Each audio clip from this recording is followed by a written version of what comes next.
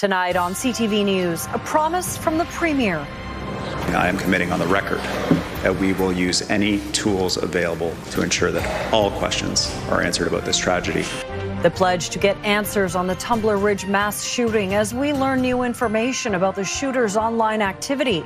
Also tonight. It is dishonest, it is insulting, and it is gaslighting at its highest level. Outrage as the Prime Minister heads to India after years of intelligence and police warnings that India was involved in foreign interference and violent crimes in Canada. And we do it to escape the world. You're in a bubble and you can just get away from everything and everybody's happy to be there. Setting sail, Vancouver's cruise season kicks off early and it's expected to be a record year. What's behind the tidal wave of passengers?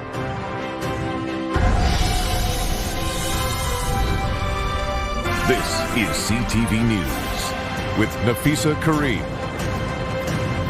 Good evening. Thank you for joining us. Mi Jung is off tonight. Prime Minister Mark Carney is heading off on a 10-day trade mission overseas, and India is on his itinerary. It comes as 4 Indian nationals are accused in the murder of a high-profile Sikh activist in Surrey. But as CTV's Sinjan Alexander reports, the trip marks a significant shift as senior government officials claim threats and violence linked to the Indian government have stopped. The Prime Minister, hoping to move things forward in trade talks with India, has left behind a country asking a lot of questions, especially the Sikh community, astonished by an about-face in relations. We are not talking about trade, we are not talking about economy, we're talking about people's lives. And the question the Sikh community is asking is that what are our lives worth at the moment? Years of intelligence, police warnings, blunt statements from the former PM. Canadians have been cautioned India was involved in foreign interference and violent crime. Now suddenly the government says it no longer believes that's the case. Does a new world order mean trade without accountability? Does it mean trade without guarantees of the safety and security of your own people? Alarmed, the community says it still gets threats. Extortion has not ceased, and violent crime is only getting worse. To tell communities who are continuing to live these realities that this connection somehow has magically disappeared is not reassuring. It is dishonest, it is insulting, and it is gaslighting at its highest level. I have a family to protect, I have children to protect. Me and my wife both do. So we will go to whatever extent to protect our family. They want to know what's changed, where's the evidence, and have sent ultimatums to the leaders of the major parties and MPs in the most affected ridings. This needs to be taken seriously.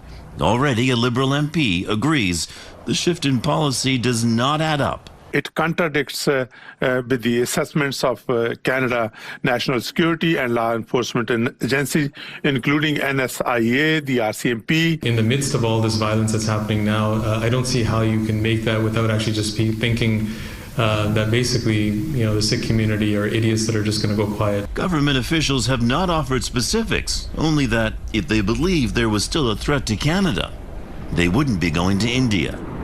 Sinjan Alexander, CTV News, Vancouver.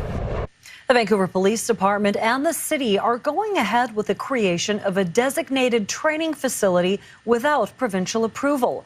Police say they can't wait anymore for the province because of their growing recruitment needs. And as CTV's Isabella Zavarisi reports, the location they've chosen comes with a hefty price tag. Standing in front of Stan Douglas's mural depicting the 1970s riot in Gastown, a conflict that pitted police against protesters. The city's top cop and politician are promising a more collaborative approach, announcing a new training facility in the Woodwards building. This history isn't something that we should avoid. It's something that we can learn from. And if we are serious about community-focused policing, we shouldn't shy away from grounding that training in the realities of this city. Despite the Justice Institute saying it has the capacity to train recruits, Chief Constable Steve Rye says the current training model isn't working. It will address training deficiencies in alignment with provincial certification requirements and will be reflective of Vancouver's policing environment. It is scalable and long-term. The academy will be inside the building in the former London Drugs location, The retailer closed its doors earlier this month, citing safety and financial issues. We have to be honest about the conditions that we're facing that led to London Drugs closing in the first place. Retail does not create stability. Stability creates retail. The Academy requires provincial approval. The Minister of Public Safety says her office is still reviewing proposals from municipalities, including Vancouver and Surrey. And we'll have an update on that soon. But the VPD says it has waited too long and is now taking things into its own hands. It is a bold move in the sense that we're doing it alone and we're going at it with support from the city. Good, thanks for working with us.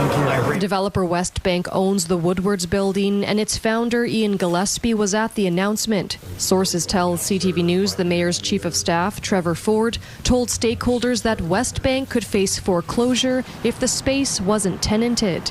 Both Ford and Westbank have not confirmed or denied the allegations. As for the cost, the city has earmarked $1.2 million for the facility. Isabella Zavarisi, CTV News, Vancouver.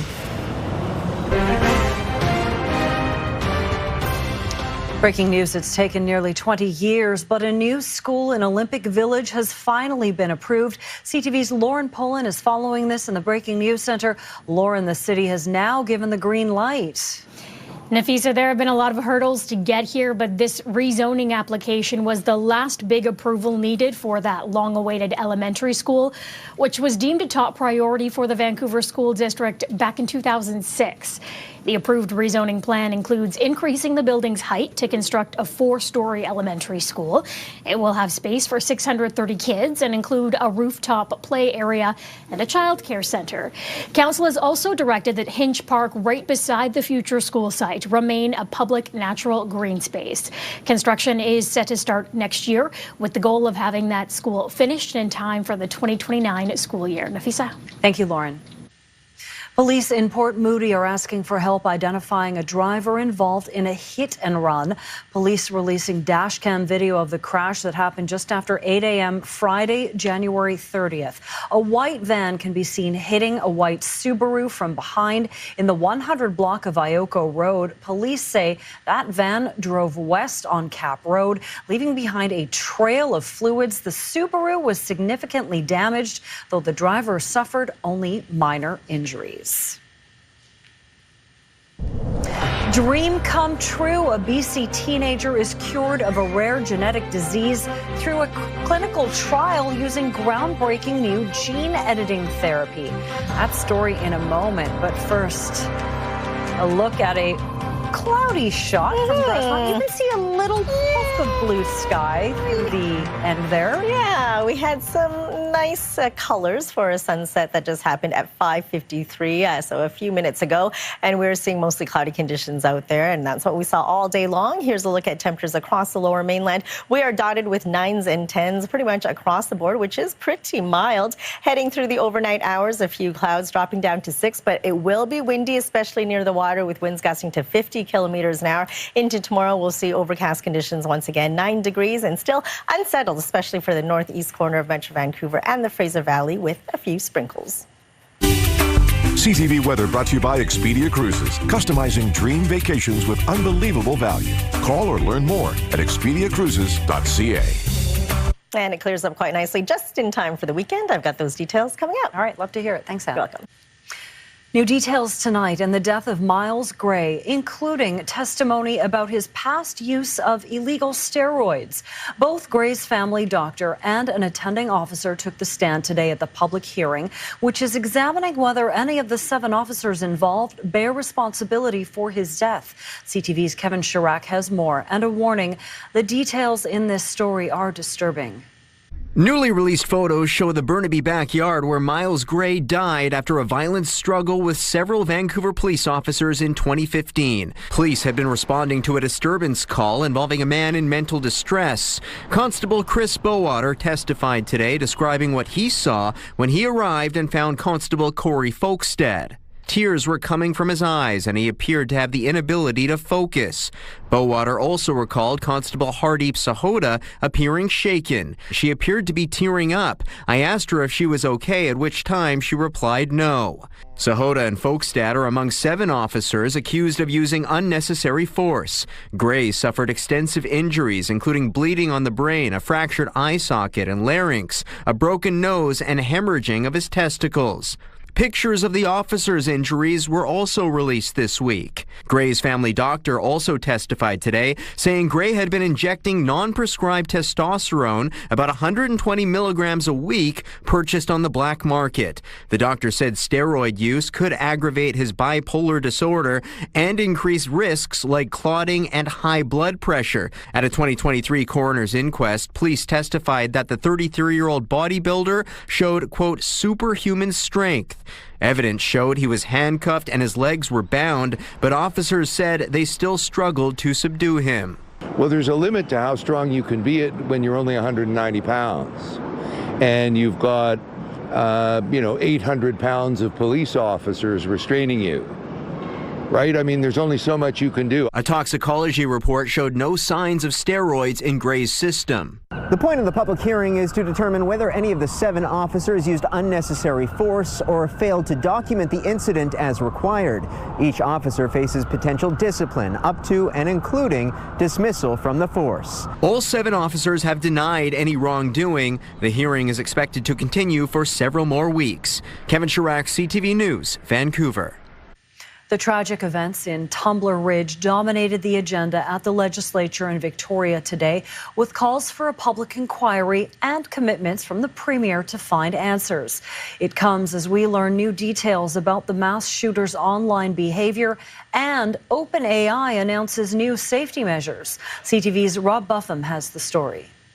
Tragically missed the mark in bringing this information forward. Heartbreak in Tumbler Ridge amplified by revelations Thursday. OpenAI not only had concerns about Jesse Van Roostelar's activity on ChatGPT nearly a year ago, but its new policies now in place would have led to the police being alerted by the company before the shooting. Consequences of that will be borne by the people of Tumbler Ridge, the families of Tumbler Ridge, for the rest of their lives. These are not small stakes. The mass shooting dominating a somber start to question period as well. Pain, loss, devastation, gut-wrenching, soul-tearing anguish. Larry Neufeld, the Conservative MLA for the riding, calling on the Premier to launch a public inquiry to help prevent future tragedies. Will he today commit to a public inquiry? Whether it's a coroner's inquest or a public inquiry, I am committing on the record that we will use any tools available to ensure that all questions are answered about this tragedy. Following the horrific attacks, OpenAI has pledged to make several policy changes, including modifying its standard for alerting police and contacting them directly. Cold comfort for the grieving community, says EB. Illustrates why these companies cannot be trusted to set their own reporting thresholds. Students returned to class Thursday for the first time since the mass shooting that left 9 people, including the shooter, dead. This time in Portables, not the high school where much of the trauma unfolded. Neufeld describing the intense emotions suffered. Represents the absolute inky black depth of the center of darkness. And yet there's hope attached to it. Independent MLA Tara Armstrong criticizing the Premier for how Van Roostelar's history of mental health issues were handled, as well as the government's gender identity curriculum in schools. AI didn't immerse a 12-year-old in radical gender ideology in the classroom. He did. AI didn't release a dangerous and mentally ill man back into the community, despite every red flag available. He did. To exploit this tragedy and use it to advance their personal political agenda is just appalling. Rob joins us now live from Victoria. And Rob, when would an inquiry or inquest take place? Well, on the piece of the Premier today said that would take place after the police's investigation wraps up. He said at this point he thinks a coroner's inquest would be more suitable. He did also say that the public will indeed find out the contents of the activity or exchanges between the shooter and ChatGPT when that inquest or inquiry takes place. It's also worth noting that OpenAI today acknowledged that the shooter had opened a second account that went undetected by OpenAI. Nafisa. Rob Buffum live for us tonight. Thank you, Rob. A Kelowna teenager has become the first patient in the world with a rare immune system disorder to be cured by groundbreaking gene editing therapy. CTV's Shannon Patterson now on how it works and how it's given the university student a new lease on life. At age 5, Ty Spurl was diagnosed with a rare genetic disorder called chronic granulomatous disease that made him susceptible to severe infections and drastically shortened his life expectancy. It's basically like an immune system defect where like my white blood cells don't have like the full capacity to fight off infections that someone with a normal immune system would. I knew that there'd been discussion about launching a gene therapy trial or gene editing trial for his condition for some years, and then kind of finally it happened. The Kelowna teenager was chosen as the first patient in the world to receive a groundbreaking gene editing treatment created by a U.S. company called Prime Medicine. This treatment is the ultimate treatment for Ty's problem. His problem's due to a spelling mistake, a DNA change, a mistake in the DNA, and Prime editing allows rewriting and correcting that spelling mistake, a bit like a word processor, fixing that, and then giving his own cells back to him, but now with a fully functioning normal version of that gene. It created a lot of anxiety for us because there was a lot of people waiting to get this done, but no one wanted to go first, right? So Ty was brave enough to be the first one to step up and volunteer. Last spring, Spurl traveled to Montreal for the first of its kind procedure. So they gave me like a small dose of chemo and then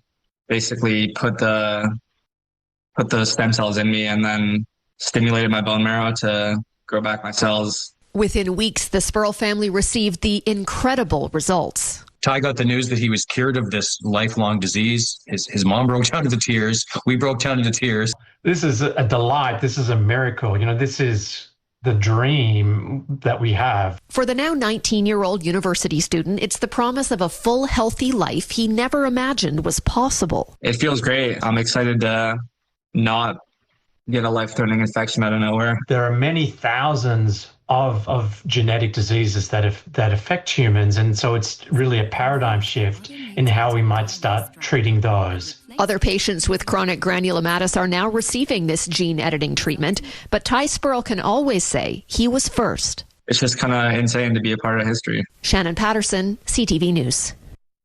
A new building at the University of British Columbia has opened, bringing several health and student services together in one place, including the School of Nursing. The goal of the new state-of-the-art facility, to give students an edge as they prepare to head out into the healthcare system. CTV's Ben Nesbitt reports. After 45 years in the campus hospital, the UBC nursing program has found a new and improved home. What this space allows us is an opportunity to actually give our students experiences that are accurate and real to what they see out in clinical practice before they actually are in those clinical settings. Located in the newly built Gateway Health building, the facility includes a clinical simulation lab where instructors can create scenarios from a control room to help students learn to respond in real time. This is where they get a chance to demonstrate their judgment, learn their problem solving, to assess and understand what they would do as a nurse providing care for this particular patient. The Gateway building will also include kinesiology programs, currently based in 8 different locations across campus. And student health and well-being services will be centralized there for the first time. The building includes new classrooms, labs, and study areas designed for interdisciplinary learning. It really brings all these different groups, many of whom were spread in various parts of the university. And what this building allows is really to bring them all together, to collaborate, to learn from each other. Officials believe bringing the programs together gives them the best chance to prepare for a real-world medical setting. The opportunity to do multidisciplinary simulations, that is, bring other health professionals together to run through a scenario where each of them are doing their particular scope of practice. UBC says a new teaching clinic is also expected to open in the building later this year. Ben Nesbitt, CTV News, Vancouver. The National Pharmacare program is launching in BC on Sunday. The plan will cover the full cost of many diabetes medications and menopausal hormone therapy. The province says it will benefit more than 500,000 people living with diabetes and around 160,000 with menopausal symptoms. It's part of a 4-year agreement between the province and federal government to implement a national pharmacare initiative in BC with $670 million in federal funding. After the break, the captain of the Ottawa Senators breaks his silence on that controversial phone call with Donald Trump. It was just a whirlwind of a moment that, you can't really control what somebody says. What Brady Tkachuk is saying about what happened in the locker room after Team USA won hockey gold. Plus, cruising to a record. When you compare that to some of our previous records, this really is kind of smashing it. More than 1 million cruise ship passengers will come through the port this year, and it started today. We'll introduce you to some very enthusiastic passengers when CTV News at 6 continues.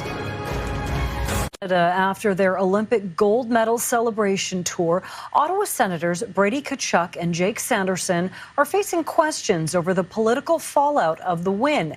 In particular, the American team's reaction to Donald Trump's comments about the women's team. CTV's Dylan Dyson has more. Honestly, I still can't really put words into it. I still feel like I'm dreaming and somebody's got to wake me up. Ottawa Senators Brady Tkachuk and Jake Sanderson are in the nation's capital, fresh off their gold medal Olympic win.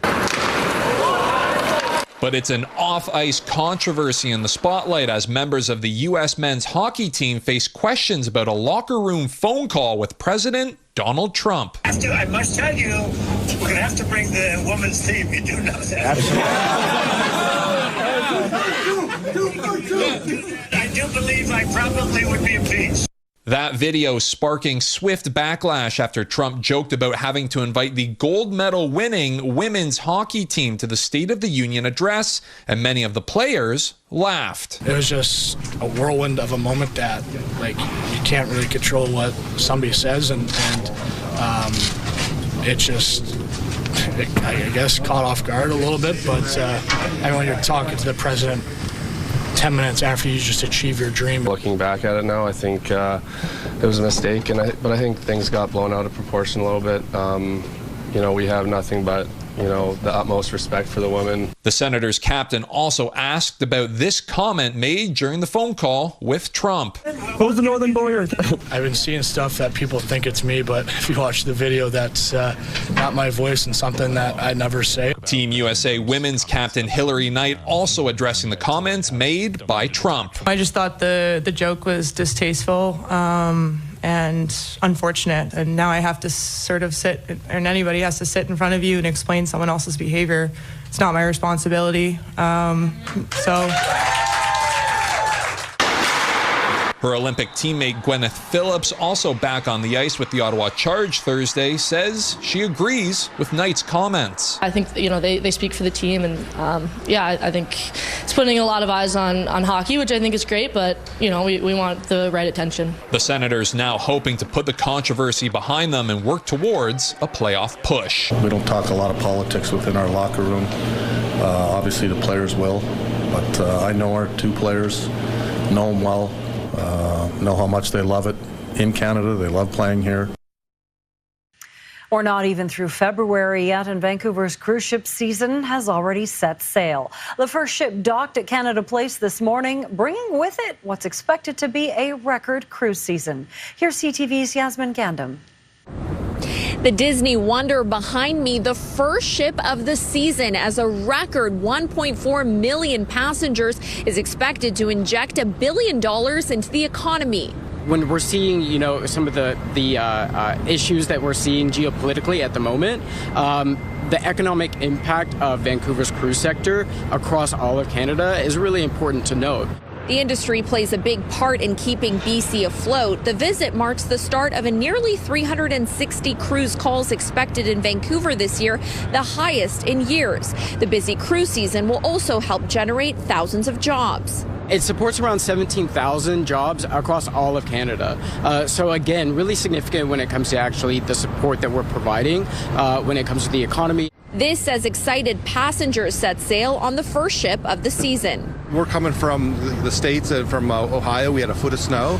So this is great to get here and get into some little bit nicer weather. Including this set of twins who will be embarking on their 5th Disney cruise. We took our first cruise on a Disney cruise when we turned 50 for the first time, and now we're turning 60 tomorrow, and so we're celebrating again on the Disney cruise. We do it to escape the world. You're in a bubble, and you can just get away from everything, and everybody's happy to be there, and just the food, of course, is wonderful, and the characters, and it's just the atmosphere, the service, the people are wonderful.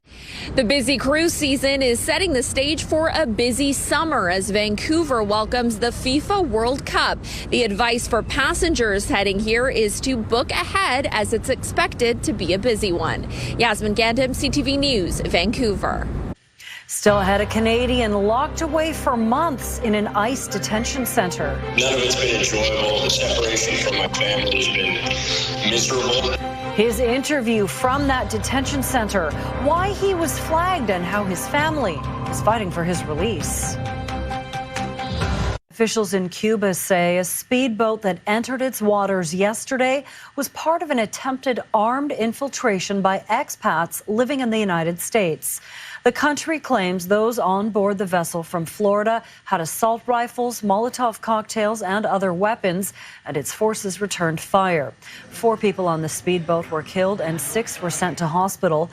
This comes as Cuba faces an ongoing U.S.-imposed fuel blockade. A Canadian man is giving us a look at what life is like inside a U.S. immigration detention center where he has spent months in custody. His family is fighting for his release and says the public isn't being told the truth about what kind of people ICE is taking into custody. CTV's Andrew Johnson reports. Right now, the South Texas ICE Processing Center is home for Canadian Curtis Wright. None of it's been enjoyable. The separation from my family has been miserable. The 39-year-old father of 3 has been separated from his children and his fiancée for close to 4 months, an ordeal his family members describe as devastating. Our whole world has been flipped upside down. Like, I had this perfect life with this amazing man, and then all of a sudden he's just gone. I really do have a hard time sleeping because it just keeps going over in my mind over and over again. Wright is a U.S. permanent resident. He was born in Edmonton, went on to earn a business degree, and works in oil and gas. He has been living in federal custody for close to 4 months after being flagged at the airport returning from a business trip in Mexico. The issue, say Wright's parents, who spend their summers in British Columbia, a minor drug possession conviction when Curtis was in high school. And they went into the computer and found a misdemeanor that he had been charged with 22 years ago. CTV News has reached out to the U.S. Department of Homeland Security for comment. We did not receive a response by our deadline. Since November, the family describes never-ending delays while Wright navigates conditions he calls abysmal. The food is horrendous. It's something I don't think my dog would take a second sniff at. I don't drink water from here without boiling it first. So it's finding ways to not stay sick. Going without for 2 days on one bottle of water and a frozen waffle, having to sleep on a floor with no sleeping bags. They call it the ice box. Wright's family believes poor treatment is intentional. The worse they make it, the more likely they're going to say, well, if I have to stay in here and fight this for 90 more days, or I can self-deport and get out of here, well, I'm going to self-deport and get out of here. The entire experience has been a wake-up call. Before I came in here, I was of the mind that they were doing what they said they were doing, where they were focusing on, the worst of the worst, and criminals and murderers. What I've come to understand since I've been in here is that's the exact opposite of the people that I've met and seen. Humans are not supposed to behave like this. The family has now filed a federal court challenge alleging unlawful detention, hoping Curtis could soon be released and fight to stay in the country from his Houston home, where he is desperately missed. He's the provider. for this family. Sorry. Andrew Johnson, CTV News, Vancouver. Still ahead, did a major airport just ban pajamas? But first, mission to Antarctica. We suspect icebergs have been floating around in the water and then scraped up against the cable, cutting it. How BC researchers are expanding our knowledge of the South Pole in unforgiving conditions with an observatory underneath a melting glacier. Of researchers from Victoria has just returned from an historic trip to the Antarctic, where they successfully doubled the number of scientific monitoring stations in the region. The deployment had two objectives. First, to replace an existing subsea observatory that was installed last year. The second, to install a second observatory that measures the ocean's temperature, salinity, and pressure. Both are at least 20 meters deep. It's very important that we understand at the micro level, both physically and chemically, what's really going on. By better understanding the changes that are taking place in the Antarctic Ocean, Canadian researchers say they're learning more about the transformations happening in our waters at home. Well, gone are the days when jet setters would don their best suits and heels on a flight.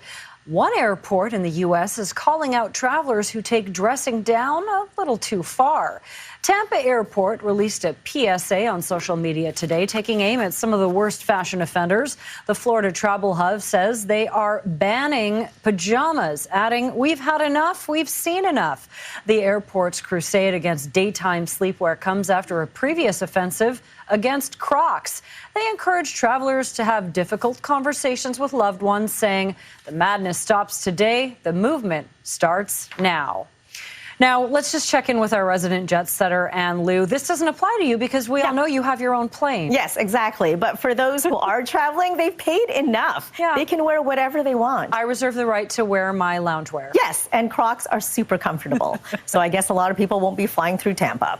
All right, let's take a look at our forecast today. Another warm one in the interior. Salmon Arm was the hotspot across the country. 15.2 degrees today under overcast skies. The record set back in 1966 at 11.7 degrees. So we're still seeing some overcast conditions for the south coast and southern interior. You're seeing the flurries for the north coast, and we do have some snow as well continuing as we head into tomorrow for the Coquihalla Highway. 15 to 25 centimeters of snow. Highway 1 Eagle Pass to Rogers Pass, you'll see 25 to 35 centimeters. So make sure you do drive with caution if you're headed out on those routes. Right now we're seeing mostly cloudy skies across the lower mainland through the overnight hours. We will see cloudy conditions into tomorrow morning for your early morning commute. You could see a few scattered showers just around Coquitlam, and then tomorrow afternoon another line of showers move its way in, and then we'll see a few for Maple Ridge, Surrey, and further east for Chilliwack, but it does dry up quite nicely and it'll slowly clear up as well as we head into the weekend. You'll see a light flurries for the central interior. Your provincial forecast at the bottom of your screen. You'll see cloudy skies, showers for Port Hardy, 6 degrees, unsettled, mostly cloudy skies, a few breaks and a few showers with a high of 9. For Campbell River and Comox for the South Island, mostly cloudy skies for Tofino and Port Alberni. Mix of sun and cloud for Nanaimo. Southern Gulf Islands, Victoria, early morning showers clearing out of the way with a high of 11 degrees. 8 degrees for the Sunshine Coast with some sunny breaks in there. Showers up the Sea to Sky Highway for Squamish. Flurries transitioning over to showers for Whistler and frost across the lower mainland. Another cloudy day tomorrow with temperatures between 9 and 10. A few showers through the afternoon for the northeast corner and Fraser Valley. And as we head into Saturday, mostly sunny skies. 8 degrees. We say hello to March on Sunday under sunny skies and seasonal temperatures. Double-digit highs on Monday under a mix of sun and cloud, and then showers return Tuesday afternoon, continuing till Wednesday with light rain on Thursday and a high of 9. CTV weather brought to you by Expedia Cruises for air, land, and sea vacations. Well, the BC Children's Hospital Choices Lottery is back. Your tickets support research breakthroughs that will help conquer childhood illness.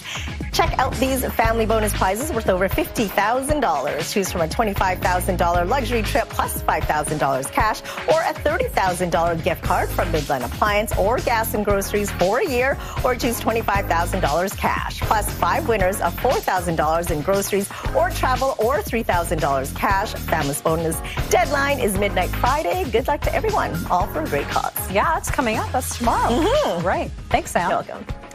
Well, still to come, we've got a whopper of a tech story. How Burger King is putting AI into their employees' headsets. Plus, Vancouver's long-term future is all positive. Downtown is coming back to life, and it's not just because employers are cutting back on work from home. What else is behind the resurgence? Time now for tonight's Skywatch. Overcast skies as we take a look from Vanier Park to downtown Vancouver. CTV Skywatch is brought to you by Kermac Collision and Autoglass, the name you'll remember when it matters. Kermac cares for kids.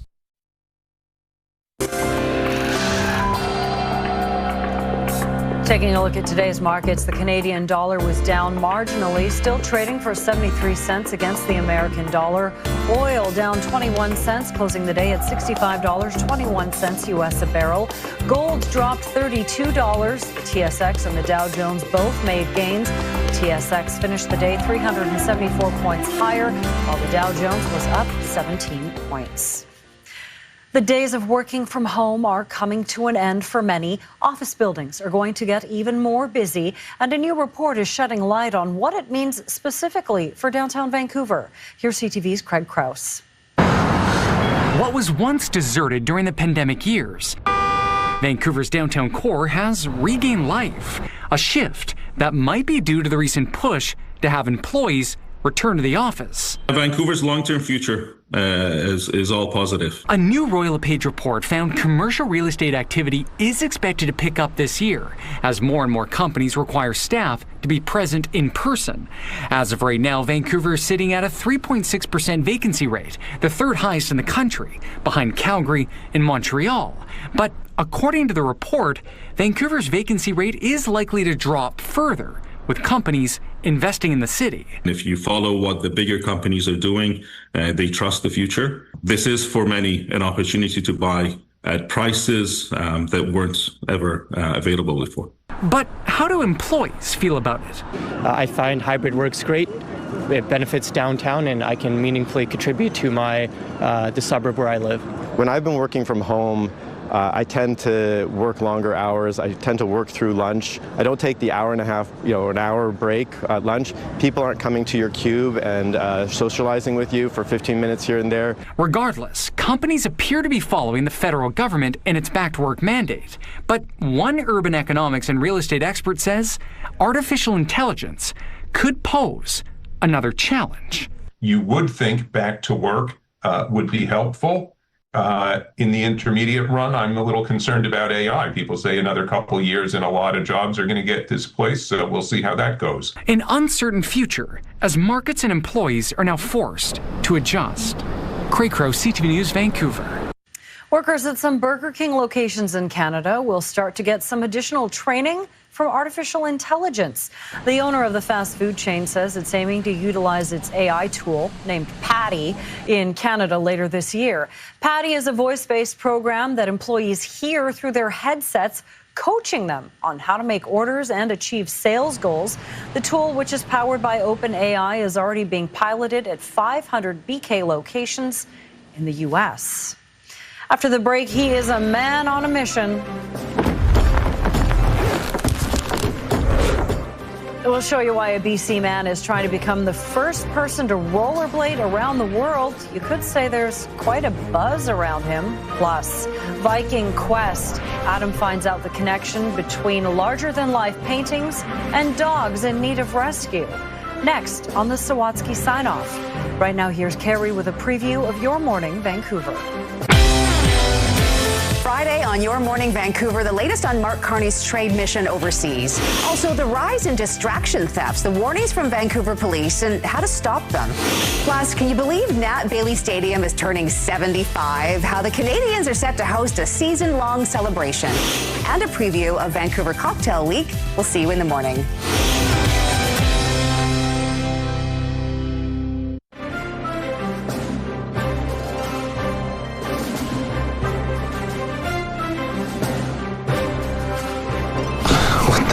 I'm coming to the cottage. There's been no shortage of excitement around heated rivalry since the debut of the steamy hockey romance show, and we now know when the highly awaited second season is set to debut. The series creator says it's being written now and will be shot over the summer. The second season is expected to hit screens in April 2027. The Vancouver Whitecaps are moving on in the CONCACAF Champions Cup. Jackson checks up inside the area. He loses his defender. First shot blocked. Berhalter, second chance, and buried. The Whitecaps blanked CS Cartagenas in a hard-fought 2-0 victory at BC Place. Vancouver now moves on to a showdown with the Seattle Sounders in the round of 16. The first leg will be at BC Place March 12th. The second will be in Spokane, Washington on March 18th. A Squamish man is trying to become the first person to inline skate around the globe. It's all to raise money and awareness for bees. I have a super specific route because obviously it's really difficult to rollerblade when it's not asphalt. It's been about 4 years of planning with a group of amazing people. So I'm going to skate on average throughout the whole trip, about 170 kilometers every single day. It's a trek that will cover 27 countries, 6 continents, and an incredible 30,000 kilometers. He's also trying to raise $1 million for bee protection and world hunger relief. The journey begins March 1st at the Terry Fox Memorial outside BC Place. That's amazing. I had to make that fun. Of course. His outfit inspired me. Yes. I love it. Well, a New Yorker took his fight for his vanity license plate straight to the top and got the backing of his governor. Pee before we go. It's sound advice, but also a license plate that sparked a war of words between the New York resident and his local DMV. The driver received a letter last month telling him his plate was not in compliance with local regulations, so he took the fight to his governor, who just happens to be up for re-election, who told him the plate was a public service. Gotta share. Yeah, I mean, if you've ever driven with kids, exactly. It is advice. Or just me, Go before you go. Well, before we get to the Swatsky Signoff, Lauren, what are you working on for the Late Show? Nafisa, we are learning details tonight about a lawsuit against the RCMP and CFIA over the ostrich cull at a farm in the Kootenays last year. And we will be continuing to track the impacts of that snowstorm that Anna has been mentioning hitting the Coquihalla Highway, with some pretty chaotic crashes already. Snow warnings are still in place tonight. So. All right, thank you, Lauren. Well, it was a pair of mythological characters that inspired one woman's epic quest. Adam finds out the connection between some fierce Vikings and a mission to help animals in need on the Swatsky Signoff. Before we meet her rescue dogs, Kim Spencer introduces us to her Norse gods. This is Odin, and this is Freya. She travels with cats and a boar, so animal lover too. Kim originally painted them for a festival before using them as Halloween decorations and ended up keeping them on her fence to be neighborly. Get to know people in a weird, wonderful way. And some of those people tell Kim she looks like the descendant of Vikings. I also dress like a Viking because it's really easy. I just put on some leather and fur and there you go. Instant Viking. While she's not aware of any Nordic heritage and certainly doesn't connect with the violence often associated with Vikings, I do have this sort of fierce protector thing about me. Kim worked in pediatric psychiatry and taught children with disabilities before agreeing to rescue Gregory after seeing him on the euthanasia list at an animal shelter in Los Angeles. It hurts my heart. And then, when she heard about all the other dogs in the city being left alone after their people were unexpectedly detained or deported, Kim decided, like a Viking, to embark on a quest to save as many dogs as she can. I have dogs. I can't imagine being ripped away from them and knowing they're going to die. After traveling across land and sea and air, Kim spent the final stages of her latest quest in the back of this small van. This is where I slept. I moved this crate over. 2 of the rescues in these 2 crates and then the 3rd in the front. And it wasn't fun, but you got to do what you got to do when you're saving lives. It was stinky. She loves the cuddles. And now, the 7th dog that Kim has brought home, You're safe now. named Wiggle Waggle, You're safe and you know it. is ready to be adopted by a forever family. It just feels good to do something. And it feels really good, Kim says, to unleash a little Viking energy to help others. Seize life by the horns. Be a decent human. Just wake up every day and go, what can I do to make the world better? Adam Swatsky, CTV News, Victoria. The Swatsky Signoff, brought to you by CapitalDirect.ca. Let's make your vision a reality with Capital Direct. Call Okay, her advice was a lot better than pee before you go. Yes. I will say that. You know, live a good life, seize life by the horns. Collect all the dogs. Collect Exactly. all the dogs. Yeah. Yeah. Every dog needs a good home. Yeah. I love the name Wiggle Waggle. And Wiggle Waggle's little Wiggle Waggle is super cute. Yeah. All right, let's take a look at our scenic snapshot for tonight. The mighty Fraser at sunset in the River District. Thanks, Josephine, for sending this beauty photo in. And we want to see your scenic snapshot as well. So email us at scenicsnapshot@ctv.ca. I like the little flash of pink and yellow sky. Yeah, we'll have some of those sunsets hopefully on the weekend. Definitely. All right, thank you so much for joining us. That is all for us tonight. Have a wonderful evening and stick around and watch Lauren at 11:30. Good night.